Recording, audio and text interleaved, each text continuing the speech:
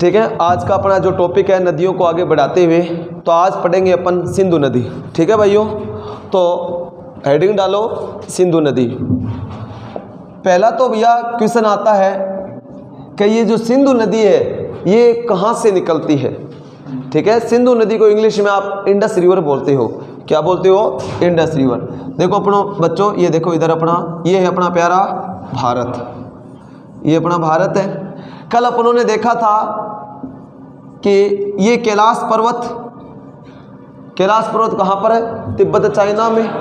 कैलाश पर्वत के मानसरोवर झील, ठीक है ना, कैलाश पर्वत के मानसरोवर झील से 3 नदियां निकलती है भाइयों।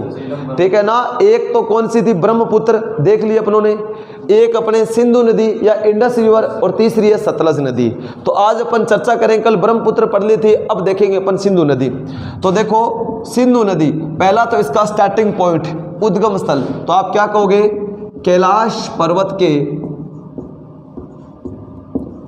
मानसरोवर झील के कौन से ग्लेशियर से? एक ग्लेशियर है जिसका नाम है बोखर। ठीक है, कौन सा ग्लेशियर है? बोखर ग्लेशियर से कौन सी नदी निकलती है बच्चों? सिंधु नदी। ठीक है, ये देखो बच्चों, ये सिंधु नदी निकली।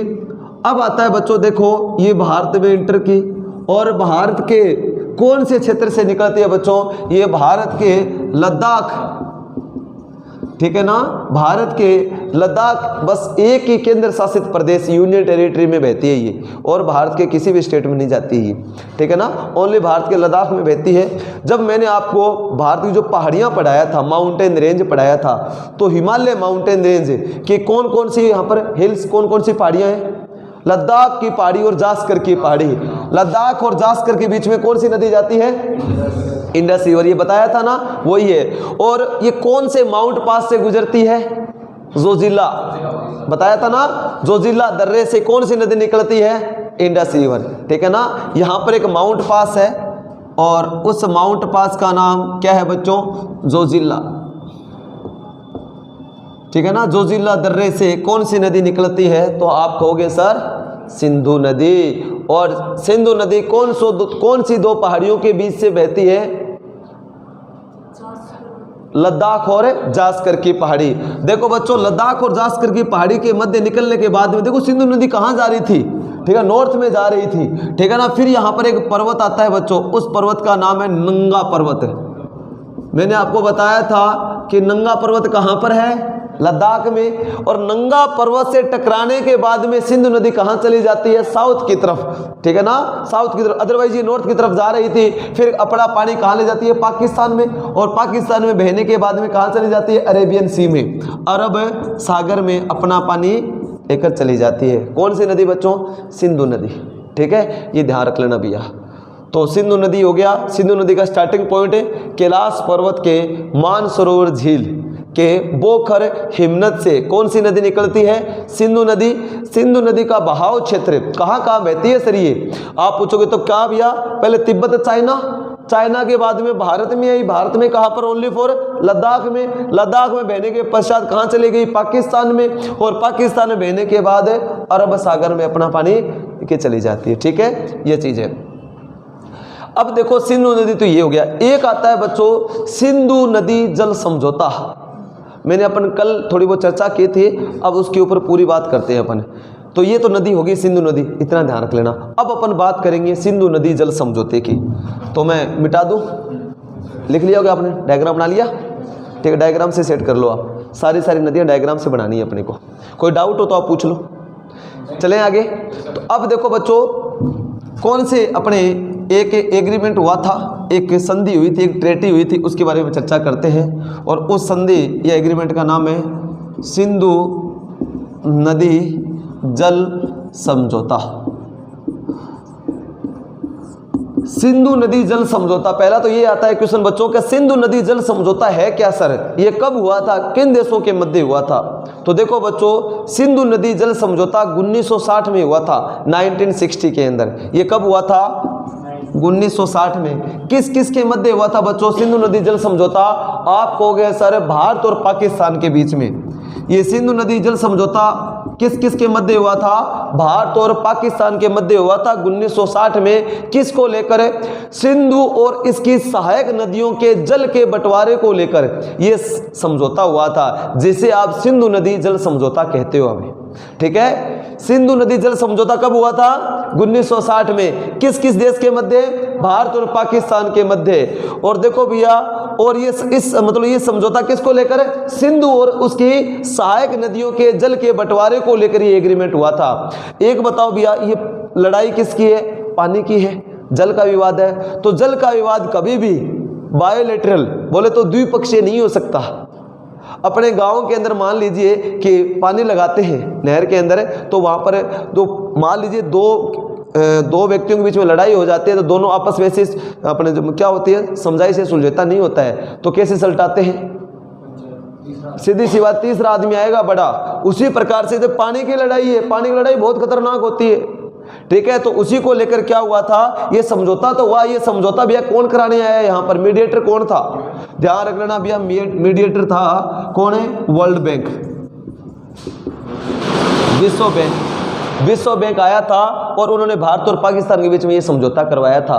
तभी तो अब आप कहोगे सर इस समझौते के तहत हुआ क्या, उसके बारे में बताता हूं आपको। इस समझौते के तहत क्या हुआ था बच्चों? देखो अपन बात करते हैं, एक क्वेश्चन ये भी आता है, सिंधु अपने उत्तर भारत की नदियों का क्रम पूछ लेते हैं। ठीक है ना, उत्तर से दक्षिण की ओर जो नदियां हैं उसके वहां पर आपको क्रम भी बता देता हूं, ऑर्डर भी बता देता हूं। सिंधु नदी के बाद में कौन है? झेलम, फिर चेनाब, उसके बाद रावी, व्यास और सतलज। ठीक है, ये 6 नदियां। सिंधु नदी जल समझौता, सिंधु और उसकी सहायक नदियों के जल के बंटवारे को लेकर यह समझौता हुआ था। इस समझौते के तहत क्या हुआ था बच्चों? देखो ये 6 नदियां हैं भैया इंपॉर्टेंट यहां पर। अब हाँ बिल्कुल, ये इसकी सहायक नदी है 5 सिंधु नदी की, ये अपन चर्चा करेंगे। और अभी देखो इसके अंदर इस समझौते के तहत हुआ क्या था, ये सुनो। इस समझौते में हुआ बच्चों क्या? सिंधु, झेलम और चेनाब, ये देखो बच्चों ये 3 नदियां, इन 3 नदियों के 80% पानी पर अधिकार किसका होगा? पाकिस्तान का। ठीक है, और 20% पानी पर हक किसका? सर भारत का अधिकार होगा। किन 3 नदियों के अंदर? देखो भैया इन 6 नदियों में 2 बड़ी नदियां हैं, कौन कौन सी? सिंधु और सतलज। और दोनों की दोनों नदी कहां से आती है? ये तिब्बत चाइना से, ये कैलाश पर्वत से आती है। ठीक है, तो अपनी तो है ही नहीं नदी, अपनी नदियां भारत से कौन कौन सी है? ये 4 नदियां हैं, झेलम, चेनाब, रावी और व्यास। ये है 4 नदियां। 2 नदियां तो कहां से आती है? चाइना से आती है। अब देखो ऊपर वाली के अंदर कौन है प्रमुख नदी? सिंधु नदी। और नीचे वाले में कौन है भैया? सतलज नदी। तो इनमें क्या कहा गया कि इन 3 नदियों के ऊपर 80% तो पानी किसको दे दो? पाकिस्तान को, और 20% भारत रख लेगा। और जो नीचे वाली 3 नदियां हैं इसके ऊपर 80% पानी पर हक किसका होगा? आप कहोगे सर भारत का अपना हक है भैया, और 80% किसको दे दो? पाकिस्तान को दे दो। ये हुआ था इस समझौते में। समझ में आ गई गाड़ी? तो सिंधु, झेलम, चेनाब, इन 3 नदियों के 80% पानी पर अधिकार पाकिस्तान का, 20% अपना, और नीचे वाली पर 80% अपना और 20% पाकिस्तान का। देखो भैया अभी वर्तमान में कौन सी लोकसभा चल रही है? 17वीं लोकसभा चल रही है। और 17वीं लोकसभा के अंदर स्टार्टिंग के अंदर एक नया मिनिस्ट्री या नया मंत्रालय जोड़ा था, कौन सा? जल मंत्री। ठीक है, जल मंत्रालय जोड़ा था ना, जल शक्ति मंत्रालय, ये नया मंत्रालय जोड़ा था। और भारत के पहले जल शक्ति मंत्रालय के जो मंत्री या भारत के पहले जल मंत्री कौन बने थे? गजेंद्र सिंह जी शेखावत। ठीक है ना, गजेंद्र सिंह जी। अब देखो भैया गजेंद्र सिंह जी को कौन सा मंत्रालय सौंपा गया?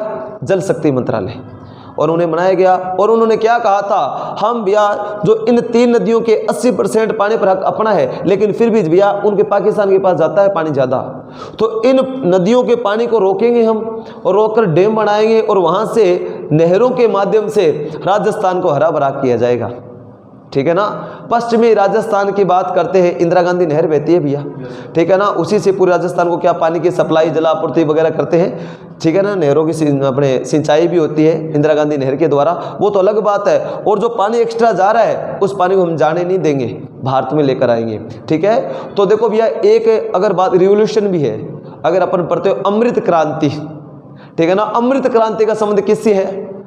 देखो भैया हम क्या कहते हैं कि नदियों का पानी है वो अमृत के समान है, ठीक है। और नदियों का पानी कहाँ जा रहा है? समुद्रों में वेस्टेज हो रहा है। अगर हम जो वेस्टेज पानी उसको रोक लें अपन, मतलब नदियों के पानी को समुद्र में नहीं जाने दें और आपस में नदियों को लिंक कर दें और वो पानी भारत में रहे, देश में रहे, तो उसका यूटिलाइज होगा, उसका उपयोग किया जा सकेगा ज़्यादा बेहतर तरीके से। उसी को देखते हुए भारत सरकार के द्वारा एक क्रांति की शुरुआत की गई थी बच्चों, उस क्रांति का नाम है अमृत क्रांति। क्वेश्चन पूछा जाए आपसे अमृत क्रांति का संबंध किससे है, तो आप क्या कहोगे? सर नदियों को आपस में जोड़ने से संबंधित है। जो पानी वेस्टेज समुद्र में जा रहा है वो जाने नहीं देंगे सर, हम क्या करेंगे का नदियों को आपस में जोड़ेंगे और वो पानी अपने देश में रहेगा, उससे अपन उस पानी को अपन यूज में लेंगे सिंचाई के अंदर, पेयजल में, ठीक है। तो ये चीजें भी है, तो अमृत क्रांति है। दूसरी बात, नया अब की बार मंत्रालय बनाया गया है, तो इसी के ऊपर बात हुई थी, मुद्दा हुआ था। एक बात और है, अभी जो पुलवामा अटैक हुआ था, पुलवामा अटैक कब हुआ? 14 फरवरी 2019 को हुआ था। तब उसके बाद में बहुत बड़ा विवाद चला था, क्या भैया क्या किया जाए, भारत इस समझौते को तोड़ क्यों नहीं देता है?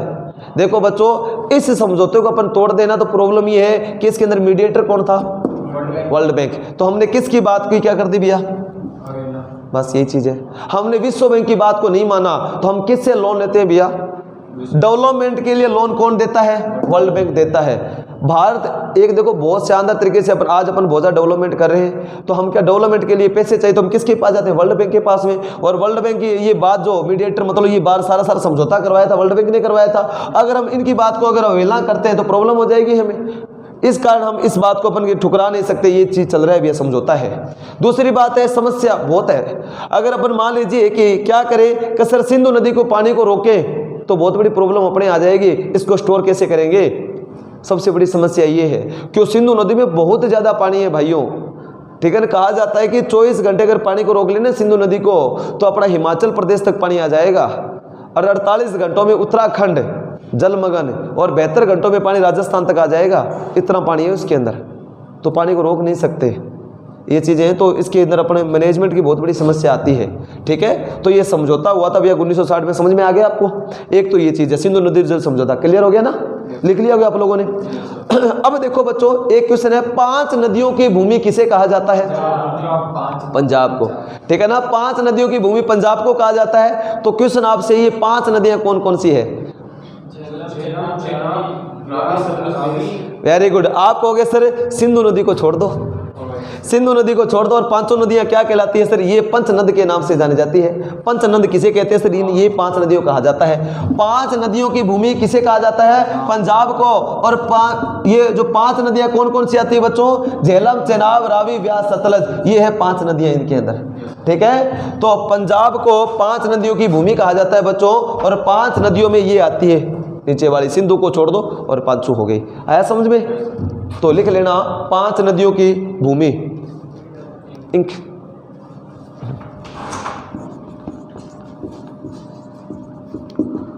5 नदियों की भूमि किसे कहा जाता है? पंजाब को कहा जाता है। और 5 नदियों में कौन कौन सी नदियां आती है वो आप देखो।